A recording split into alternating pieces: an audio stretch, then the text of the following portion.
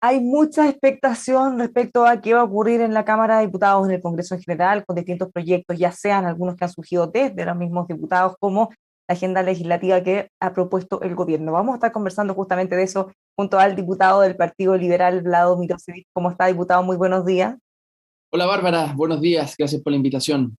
Bueno, la agenda está bien intensa, pero paremos unos minutos antes en la Convención Constitucional. ¿Qué le parecieron los dichos del presidente Gabriel Boric? Él manifiesta también una inquietud, él señala conversar con gente que está de acuerdo, que ha votado pruebo, pero que tiene también Ujú. algunas aprensiones. ¿Cómo lo ven ustedes? ¿Cómo lo ven ustedes? Más bien. Bueno, me representa mucho lo que dijo el presidente Boric. Aquellos que creemos en el proceso, que estamos seguros que es necesario tener una nueva constitución hecha en democracia, tenemos la responsabilidad finalmente que el proceso avance y que el proceso no se frustre. Creo que esa tiene que ser nuestra principal preocupación. Y hay que escuchar a las voces que quizás con mayor temor les preocupa algunas cosas que ha ido sucediendo en la convención. Por lo tanto, yo diría, yo personalmente no pierdo la esperanza en el proceso, para nada, pero entiendo que es importante que los convencionales escuchen más, tienen que escuchar más. ¿Mm? Bueno, esto a propósito de las encuestas, hay tres, ahora se suma una cuarta encuesta que Mm. ponen por sobre el rechazo de la prueba, en el caso de la de hoy, en un empate técnico. Algo se está reflejando en eso, algunos convencionales lo han atribuido a desinformación, campañas de mentiras, o gente que definitivamente busca el rechazo. Eh, Falta ahí una mirada un poquito más amplia, ¿no? Y probablemente todo lo anterior, o sea, de que ha habido campañas de desinformación y de fake news, evidente, todos las hemos visto.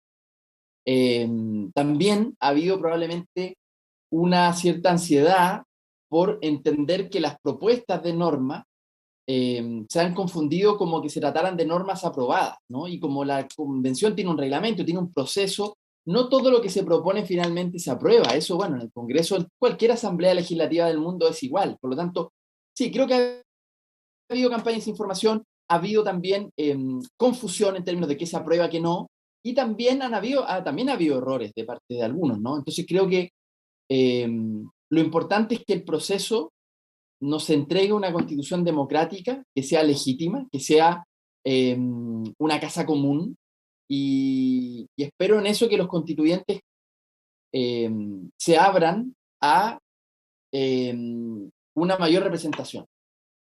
Bueno, antes de meternos de lleno en la Cámara de Diputados en particular, otro tema de gobierno, el ministro de Educación ha señalado en las últimas horas que fue un error haber insistido tanto con el no retorno a clases presenciales. ¿Qué le parece a usted eso? En consideración también con la postura que tuvo toda la que ahora es, o lo que ahora es oficialismo antes cuando fue oposición.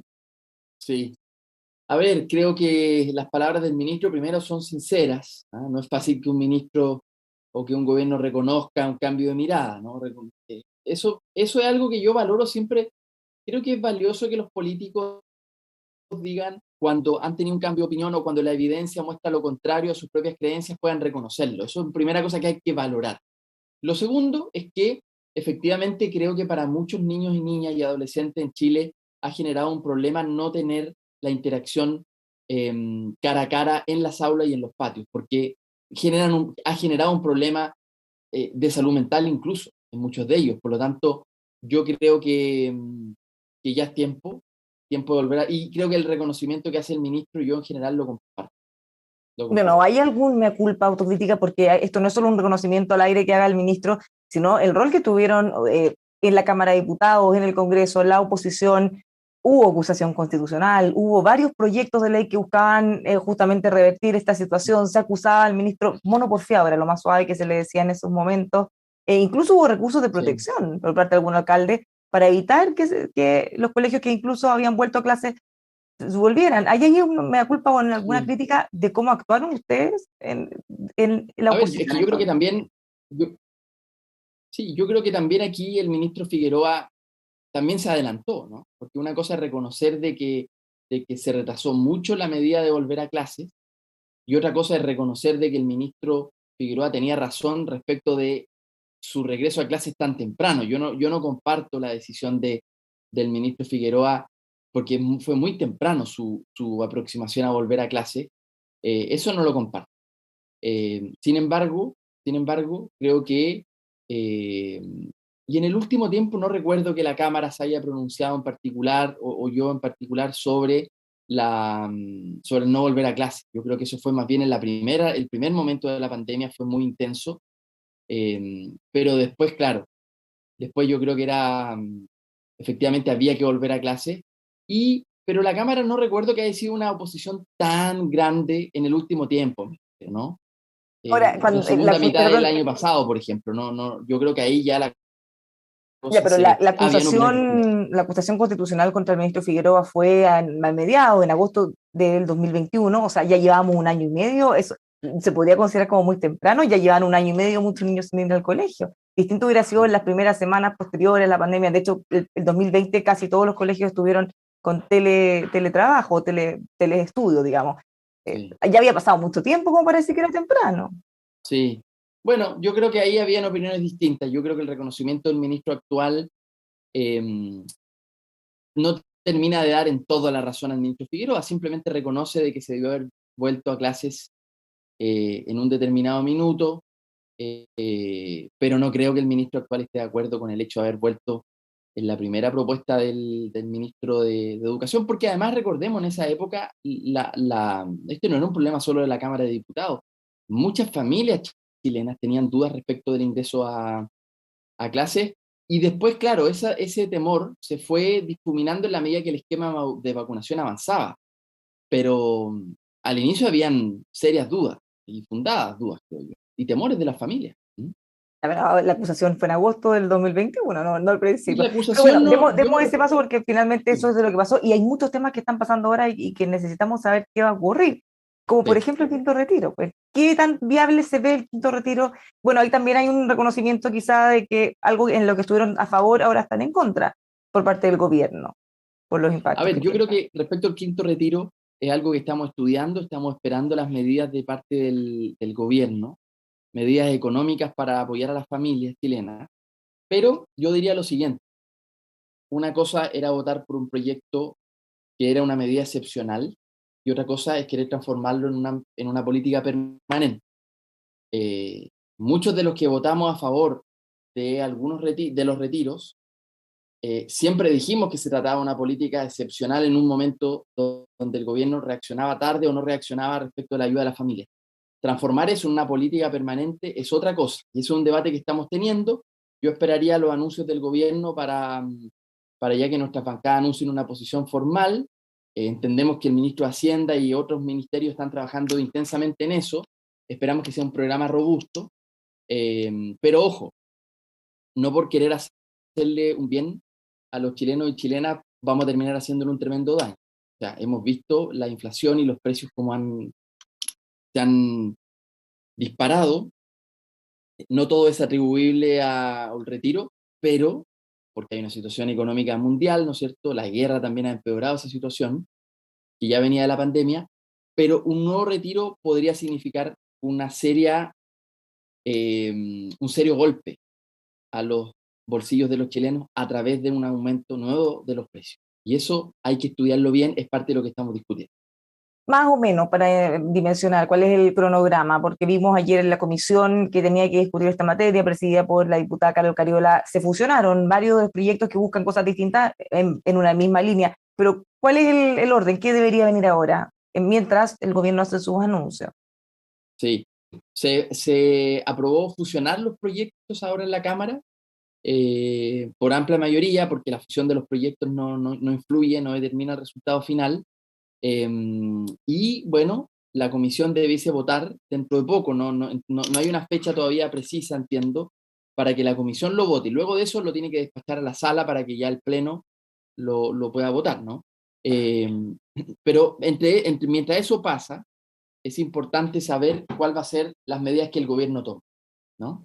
Para quienes nos están viendo y quizás no entienden muy bien cuando se habla de fusionar proyectos en la práctica, ¿en qué consiste eso? Porque hay algunos que buscan que se pueda retirar el 10% con las condiciones similares antes, hay otros que se busca retirar el 100%, todos tienen cosas bien distintas, entonces, ¿qué significa que se fusionen? No, aquellos proyectos que tengan la misma idea matriz, o sea, la misma idea original lo que sucede es que se fusionan, que mantienen el articulado en particular, se incorpora en un mismo texto, se armoniza, por decirlo así, el mismo texto, y luego la comisión los vota en particular. En este caso, los del 100% y los del 10% se fusionaron en uno, pero con artículos distintos. Entonces tendrá que votar la comisión el 10% y luego el 100%, ¿no? En el Ya, mismo, el, en el el mismo principio texto. común en el fondo es que se Sí, puedan retirar fondos se y pueden después se retirar. verán los Sí. detalles. Bueno, otro de los temas que nos tiene muy atentos es lo que ocurre en el norte de nuestro país. Usted hizo un acuerdo con el alcalde Coltane para trabajar en conjunto. Cuéntenos un poco de esos detalles. ¿En qué materia le gustaría ir avanzando? Por supuesto, de lo más urgente, me imagino. Sí. Bueno, nos preocupa mucho la situación de la frontera. Como decía el presidente Boric, hay que retomar el control de la frontera. Es complicado que un país no tenga control de su propia frontera porque no solo por las bandas de tráfico, de trata y tráfico de personas, sino que también porque hay otras bandas dedicadas al tráfico de armas, por ejemplo. Y hay un aumento, lamentablemente, de los delitos de homicidio, por ejemplo, en el norte, y tienen que ver con este ingreso de armas ilegales. Entonces nos preocupa la situación. Hoy día me reuní con Eduardo Vergara, que es el subsecretario de Prevención del Delito, y tenemos que tomar acciones lo antes posible en el norte, ¿no?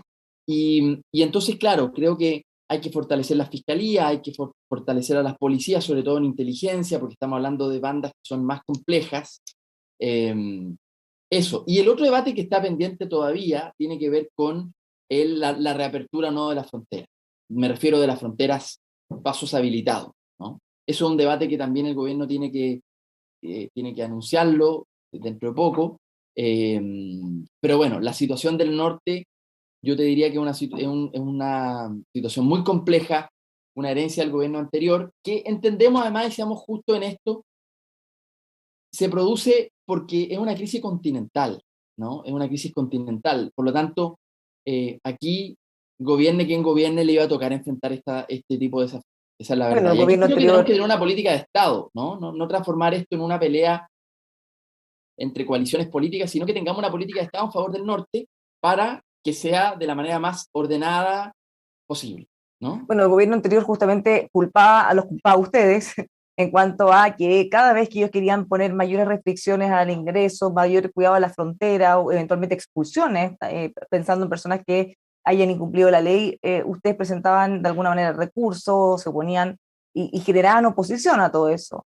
Sí, no, es un poco injusto englobar a toda la oposición anterior en esa actitud, porque no es verdad. De hecho, yo, por ejemplo, personalmente, conociendo la situación crítica, yo apoyé la ley de migración, la nueva ley, y no recurrí al Tribunal Constitucional, ni mucho menos en algunos de sus artículos, porque entendía que la situación era crítica y que esto se podía transformar en lo peor del racismo y la xenofobia que puede terminar muy mal, como los casos que vimos lamentablemente en la Plaza 1 de Mayo en Iquique, en Tarapacá, donde ustedes vieron esas imágenes que dieron la vuelta al mundo, que fueron muy tristes, y todo lo que estamos haciendo es para evitar que los problemas de convivencia terminen en ese tipo de violencia y de racismo brutal. Por lo tanto, tenemos que apoyar a las comunas del norte, esa es la verdad, porque están hoy día bastante abandonadas, y necesitamos entonces inversión pública, coordinación con los alcaldes, con los gobernadores. Todo eso tiene que pasar, de lo contrario, terminamos en el peor de los mundos, ¿no? Bueno, justamente mencionábamos Colchane, que usted se reunió con el alcalde, y nosotros Sí. hemos conversado con ellos varias veces, y como es una comunidad tan pequeña, con tan pocos habitantes, el impacto que han tenido ellos ha sido devastador en la vida cotidiana prácticamente de todos los vecinos. Por supuesto, Mm. yo digo aquí hay consecuencias. ¿Qué es lo que tenemos que atacar? Las consecuencias no deseadas de la migración, ¿no? Hay que atacar eso, porque claro, no se trata de atacar la migración en sí misma, sino que es decir, aquellas consecuencias que de convivencia, de delincuencia, porque lamentablemente también lo hay, o de cuestiones de urbanidad. O sea, cuando un grupo de migrantes se toma una plaza, genera un problema de convivencia con el resto de los vecinos de ese lugar, evidentemente. Entonces necesitamos que esta crisis humanitaria y migratoria se haga de la mejor manera, de la manera más ordenada. Ahora partamos de la base que ningún país de la región está preparado para enfrentar esta crisis. No hay nadie que esté preparado. Eh, lo está viviendo Perú, lo está viviendo Colombia, lo está viviendo Brasil, o sea, están todos en una situación muy de las tensiones que trae, ¿no es cierto? Esta migración explosiva, por decirlo así. Entonces, claro, el gobierno tiene que enfrentar las consecuencias no deseadas. Y para eso hay que apoyar a las comunas del norte, que en el caso de Arica, por ejemplo, no es una comuna rica ni mucho menos, pero tiene que estar enfrentando con sus propios recursos esta explosión. Y entonces necesitamos colaboración del Estado, ¿no? Ese es el punto. Claro, recursos que no les alcanzaban antes, probablemente antes de todo esto, con mayor dificultad ahora. Bueno, usted mencionaba uno de los problemas que está generando, no solo vinculado a este tema, sino que en general, la violencia, la inseguridad, la delincuencia. ¿Cómo ve ese tema que se está manejando? Tenemos también el otro problema, al otro extremo, en la Araucanía. Pero esto es un tema que ya está incomodando, ya sea en Santiago, los viernes en la tarde, en términos generales. ¿Cómo ve que ese Mm. desafío probablemente es de los más relevantes que va a tener el gobierno?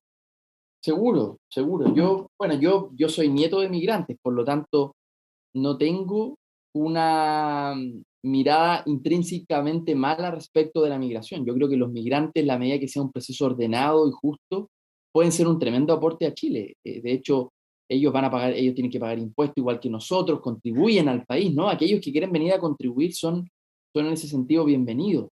No, pero le Eh, preguntaba por la inseguridad, por la violencia o sí, delincuencia, los sí. aumentos en No, esa línea, voy para para no allá. dejarla atada Sí, necesariamente a la migración. sí, claro, para no dejarlo atado necesariamente a la migración, pero voy para allá porque lamentablemente sí hay grupos de criminalidad que lamentablemente se ha importado, ¿no es cierto?, a territorio nacional, y esos grupos hay que enfrentarlos, ¿no? Esos grupos hay que enfrentarlos porque vienen a operar criminalmente a Chile, son algunas de ellas bandas transfronterizas que se mueven por lo demás. Ya vimos cómo las policías y el gobierno desbarataron en Tarapacá una muy compleja, una banda muy compleja esta semana. Entonces creo que sí, hay que enfrentarlas con inteligencia policial, ¿no? Porque tienen además asociados delitos que son de mayor connotación pública, o sea, generan pánico en la población, ese tipo de violencia a la cual no estamos acostumbrados, ¿no? Entonces hay que distinguir a aquella gente, como mi abuelo, por ejemplo, que llegó de Croacia a contribuir a Chile, versus otros que vienen a importar una criminalidad. En ese caso hay que ser muy duro, esa es la verdad, hay que ser muy duro, ¿no? Y aquel que quiere contribuir, pagar impuestos, aportar a los sistemas de salud, bueno, por supuesto que serán bienvenidos, ¿no? ¿Y cómo ve el desafío para el gobierno? Dicen a veces más Difícil, difícil, lo que pasa en Santiago, por ejemplo, todos los viernes en la tarde, ya los vecinos, ya la misma alcaldesa de Santiago, te señalan, esto no se puede seguir sosteniendo. Le sí. cuesta más. Tampoco en el La gobierno situación, la, anterior, que tenían un discurso bien duro, habían tenido mejores resultados. sí, la verdad es que una situación muy difícil. Gobernar a quien gobernara, Mm. esto estaba ahí, ¿no? Estaba presente. Es muy difícil. Yo esperaría de todas maneras, como el gobierno lleva recién 3 semanas, que dentro de los próximos días o semanas pueda ya, una vez instalado, enfrentar mejor la situación. Ahora, claro, son dificultades que se enfrentan durante décadas, en el caso de lo de la Araucanía, en fin, es difícil que un gobierno recién entrando pueda enfrentarlos de la mejor manera. Pero yo confío de todas maneras que aquí, de parte del gobierno o del presidente, hay buena fe para enfrentar estos debates. En algunos casos se buscarán nuevas fórmulas, porque es parte del mandato que el presidente tiene, buscar e innovar respecto de las maneras en que enfrentábamos los conflictos o los problemas en el pasado, porque lamentablemente han dado malos resultados, entonces tenemos que innovar. Y bueno, eso se tomará su tiempo, pero yo confío que hay buena fe y buena disposición de un presidente y un gobierno que escucha, ¿no? Y que no mira para el techo. Bueno, han tenido semanas complejas en este caso, han seguido los atentados a la Araucanía, han seguido los incidentes los viernes. Las expectativas quizás están muy altas respecto a lo que puedan hacer, como usted dice, ya recién 3 semanas, 3 semanas y media, pero, Sí. pero la gente presiona. No, yo creo que, claro, las expectativas están muy altas, pero también creo que todos sabemos que en 3 semanas es muy difícil pedirle al gobierno, que además se está instalando, está haciendo el gobierno una pega administrativa que no se ve, que no sale en los medios de comunicación, pero tiene que ver con tomar las riendas de los ministerios, que es muchísima pega, entender los ministerios, tomar, tomar control administrativo del gobierno o del Estado es una situación muy compleja que se toma su tiempo. Por lo tanto, y eso no sale en los medios de comunicación, pero yo veo a los ministros, a sus equipos que están trabajando muchísimas horas al día, viendo papeles, firmando papeles, decretos, o sea, están en una pega que es tomar las riendas del Estado. Luego, entonces, les podremos exigir que tengan mayor efectividad en lo que propongan, pero están en eso todavía, ¿no? Yo diría en esto hay que ser pacientes. Lo importante, esto quizás es la clave, necesitamos un gobierno que aprenda y que escuche. Si hay un gobierno, en cambio, arrogante, que no quiere escuchar, ahí es donde tenemos dificultades. Y creo que esa es la gran diferencia entre el gobierno anterior y este nuevo. Este gobierno tiene la capacidad de escuchar y es sensible para gobernar. ¿Mm? Esa creo que puede Muchísimas, ser la gran. muchísimas gracias, diputado, por conversar con nosotros, pues que tenga un muy buen día. Bien, muchas gracias a ustedes. Un abrazo. Ya, gracias. Los dejamos todos invitados a seguir con nosotros aquí en emol.com.